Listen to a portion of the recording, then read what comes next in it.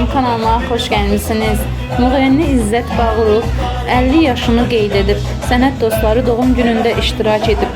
Xalq artisti Aylin Qasımovun canlı ifası İzzət Bağırov və anasını kövrəldib. Həmin görüntüləri sizlərə təqdim edirəm. Videonu izləyib xoş sözlərinizi yazıb dəstək olmaq üçün kanalımıza abunə olmağı unutmayın.